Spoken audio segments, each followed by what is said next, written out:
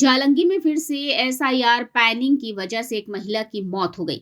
पता चला है कि मुर्शिदाबाद के जालंगी पुलिस स्टेशन की घोषपारा ग्राम पंचायत के घोषपारा सरपल्ली गांव की 76 वर्षीय एक महिला हसीना बीवी के बेटे का नाम कल एक हियरिंग नोटिस मिला था।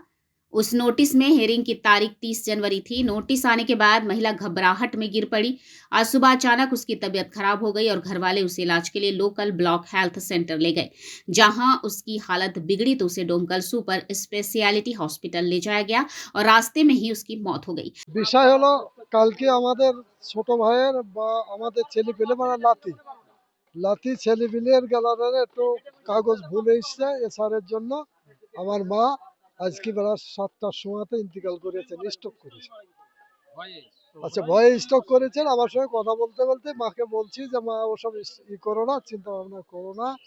আমার মা এই ছোট ভাইয়ের জন্য আমাদের ছেলেপিলির জন্য ধরেন স্ট্রোক করে তো 7টার সময়তে কথা বলতে বলতে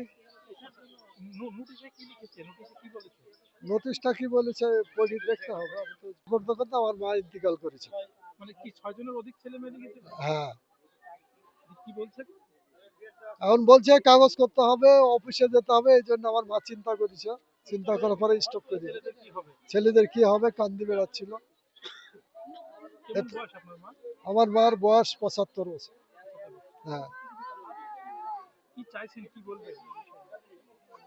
কি বলবো, আমাদেরকে এখন ধরেন এরকম বিভ্রান্ত ফেলেছে সরকার। প্রতিটা ফ্যামিলিতে এরকম করে এরকম অবস্থা হচ্ছে, রাজ্যে হচ্ছে, গ্রামে হচ্ছে, সব জায়গাতে এরকম মানুষ মারা যাচ্ছে। তাহলে এদেরকে কোনো ব্যবস্থা করা হোক। সরকার কেন স্টেপ নিচ্ছে না এভাবে? এভাবে মানুষের উপরে অত্যাচার করলে সবাই তো এরকম আমরা চলে যাবো। এইভাবে জনগণকে মেরে দিয়ে তো কোনো লাভ হবে না। এরকম সরকার কোনো এরকম অসুবিধা করছে, অন্যায় অত্যাচার করছে। কটার সময় মারা গেছে আপনার মা? আমার মা মারা গেছে 7টার সময়, সকাল 7টার সময়? সকাল 7টার সময়। তার আগে সুস্থ ছিল? তার আগে সুস্থ আমার সঙ্গে কথা বললো। আমার আরো 4 ভাই চরে চলে যাচ্ছে, আমি এই মাঠে যাব। মা আমাকে বলছে কেন গাড়িতে উঠছো না, তুমি ওরা সবাই চলে গেল। আমি বলছি মা আমি এই মাঠে যাব। এই কথা বলে আমি 2 মিনিট আমি বাড়িতে কাপড় চেঞ্জ করতে গেছি। মা বললো একটা পান মুখে দি। এই অবস্থাতে আমার বোমা উঠে বললো যে বাড়িতে হইচই করছে দেখেন তো। আসি দেখছি আমার মা এরকম অবস্থা। এরকম করতে করতে মুখে একটু পানি দিল, মা স্ট্রোক করে মারা গেল মুখে फेफड़ा। यह घटना इलाके में बिना किसी खास हलचल के हुई। वी टाइम न्यूज के लिए मुर्शिदाबाद से मिलन सरकार की रिपोर्ट।